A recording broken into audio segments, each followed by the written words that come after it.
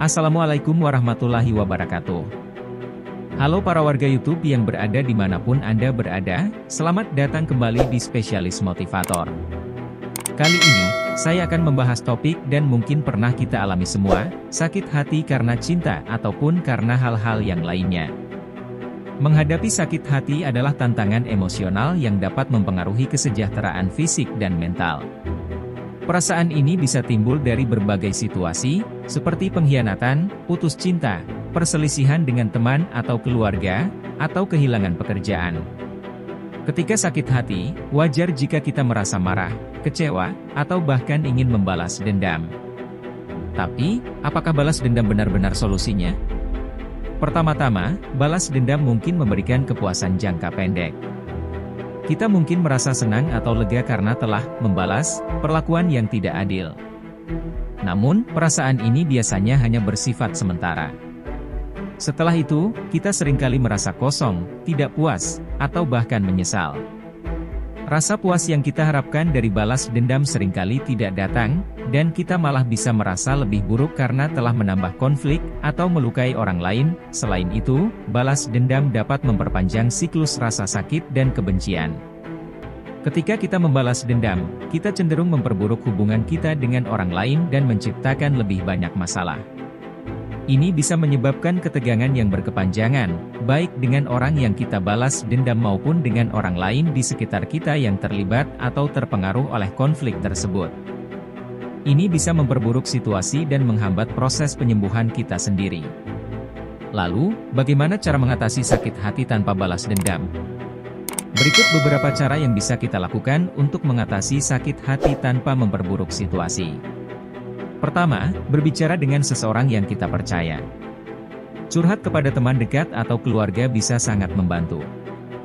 Mereka bisa mendengarkan kita tanpa menghakimi dan memberikan dukungan emosional yang kita butuhkan.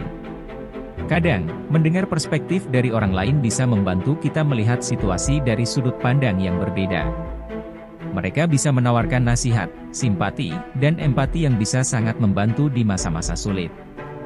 Kadang-kadang, hanya mendengar seseorang mengatakan bahwa mereka memahami perasaan kita, itu bisa sangat melegakan. Jangan ragu untuk menghubungi teman atau anggota keluarga yang Anda percayai. Ceritakan apa yang Anda rasakan. Kadang, hanya dengan berbicara, kita bisa merasa lebih baik dan mendapatkan perspektif baru tentang situasi yang kita hadapi. Kedua, menerima perasaan. Seringkali kita mencoba menekan atau mengabaikan rasa sakit itu dengan harapan bahwa perasaan tersebut akan hilang dengan sendirinya. Tapi ingat, penting untuk mengakui dan menerima perasaan tersebut. Mengakui bahwa kita merasa terluka adalah langkah pertama menuju penyembuhan.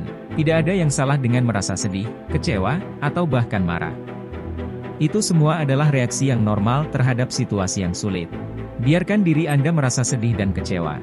Ini bukan tentang menunjukkan kelemahan, tetapi tentang menerima kenyataan bahwa perasaan itu ada dan penting untuk diproses. Ketiga, menghindari kontak sementara. Mengurangi atau menghindari kontak dengan orang yang menyebabkan sakit hati bisa memberikan kita waktu dan ruang untuk penyembuhan.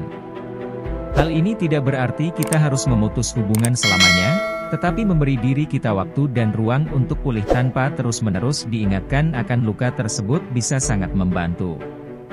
Kadang, menghindari kontak sementara dengan orang yang menyebabkan sakit hati adalah yang terbaik. Ini memberikan Anda ruang untuk menyembuhkan tanpa gangguan. Anda bisa kembali berkomunikasi ketika Anda merasa lebih siap. Keempat, belajar dari pengalaman. Setelah beberapa waktu, penting untuk merenungkan apa yang bisa kita pelajari dari pengalaman ini.